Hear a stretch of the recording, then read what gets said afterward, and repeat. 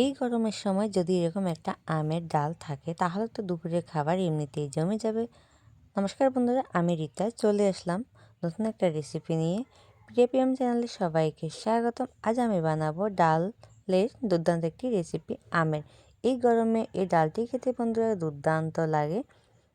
আমরা কিন্তু অনেকভাবে খেয়ে থাকি, আজকে আমার মতো করে একবার তোমরা ট্রাই করে দেখো, এটি খেতে বন্ধুরা দুর্দান্ত হয়। সকল বন্ধুকে অনুরোধ করবে একটা লাইক দিয়ে ভিডিওটি দেখা শুরু করবে। আমি চেষ্টা করি আমার চ্যানেলের সকল রান্নাগুলো একদম সহজ পদ্ধতিতে তোমাদের সামনে তুলে ধরতে। ঘরে থাকা ঘরোয়া মশলা দিয়ে কিন্তু আমার রেসিপিগুলো আমি তৈরি করে থাকি, একদম খুবই সহজ পদ্ধতিতে দেখাবার চেষ্টা করি তোমাদেরকে। বন্ধুরা, যদি আমার ভিডিও তোমাদের বেশি ভালো লেগে থাকে একটা হাইপ করে দিবে আর তোমাদের প্রিয়জনদের সাথে শেয়ার করতে ভুলবে না। এই রেসিপিটি খেতে যেরকম দুর্দান্ত হয়, এটি বানানো কিন্তু খুবই সহজ। এই গরমকালে আমরা সবাই কিন্তু কম বেশি এটা বানিয়ে থাকি। এই রেসিপিটি তৈরি করার জন্য এখানে আমি নিয়েছি হচ্ছে মুসুর ডাল। মুসুর ডালটা নিয়ে আমি আগে থেকে খুব পরিষ্কার করে রেখেছিলাম। আর এখানে একটা কড়াইতে পরিমাণ মতো জল দিয়ে ডালটা এখন ফুটিয়ে নেব। উপর থেকে যে ফেনাটা পড়েছে ওটা আমি ফেলে দেব। আর এটাকে খুব ভালোভাবে আমি ডালটাকে সেদ্ধ করে নেব।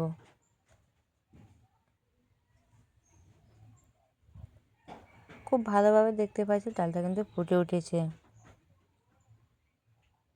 এটা কিন্তু এখনও পুরোপুরি সিদ্ধ হয়নি। আর দেখো, এরপর যে কিন্তু 8 থেকে 10 মিনিট পর ডালটা দেখতে পাচ্ছ খুব সুন্দরভাবে কিন্তু এটা এখন সিদ্ধ হয়ে গেছে। এটাকে তোমরা চাইলে একটা এরকম চামচ দিয়ে কিন্তু একটু করে নিতে, এটা কিন্তু অতটা করতে হয় না, কারণ এটা একদমই ভালোভাবে সিদ্ধ হয়ে গেছে। আর এখানে দেখো আমি গরম জল দিয়ে দিয়েছি। আমি আগে থেকে কিছুটা গরম জল করে রেখেছিলাম, ওই গরম জলটা এখন এখানে দিয়ে দিচ্ছি। একদম খুব বেশি ঘন না, খুব বেশি পাতলা না, মিডিয়াম করব। জলটা দিয়ে একটু ভালোভাবে একটু নাড়াচাড়া করে আমি দিয়ে দিব হচ্ছে আম। আমি এখানে একটা আম কেটে রেখেছিলাম, ওই আমগুলো এখন দিয়ে দেব।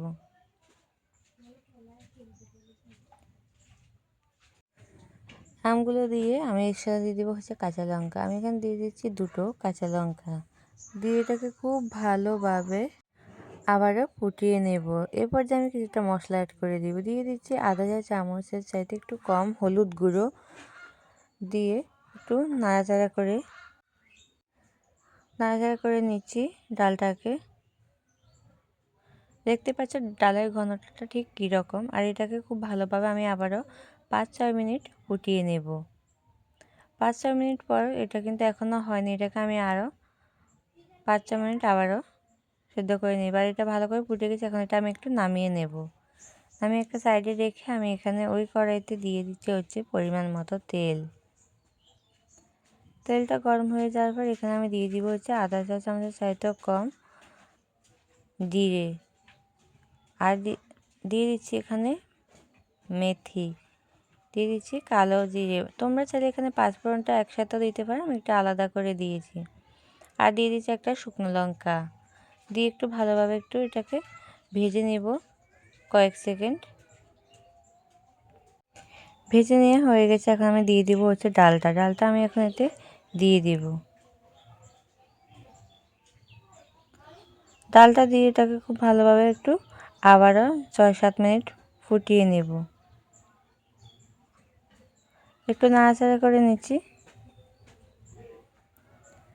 দেখতে পাচ্ছ ডালটার কালারটা কত সুন্দর হয়েছে। আর এটা কিন্তু খেতেও দুর্দান্ত হয়ে, দেখো খুব ভালোভাবে কিন্তু এটা ফুটে গেছে। আর আমার ডাল রান্নাটা কিন্তু পুরোপুরি কমপ্লিট হয়ে গেছে। ডালটা এখন আমি নামিয়ে নেব।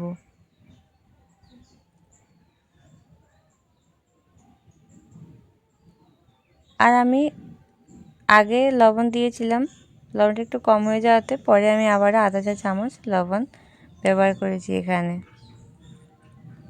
টোটালি আমি ডালটার সাথে 1.5 চা চামচ লবণ ইউজ করেছি। দেখো ডালটা পুরোপুরি কমপ্লিট হয়ে গেছে আমার রান্নাটা, কিন্তু দেখতে পাচ্ছ খুবই সুন্দরভাবে ডালটা হয়ে যায়। এটি খেতেও বন্ধুরা কিন্তু দুর্দান্ত হয়, একদম সহজ পদ্ধতিতে ডাল রান্না। যদি আমার রেসিপি তোমাদের ভালো লেগে থাকে অবশ্যই তোমাদের প্রিয়জনদের সাথে শেয়ার করবে। সকল বন্ধুকে অসংখ্য ধন্যবাদ আমার সাথে থাকার জন্য। সবাই ভালো থাকবে, সুস্থ থাকবে। দেখা হবে আবার নতুন একটা রেসিপিতে। সবাইকে অনেক অনেক ভালোবাসা।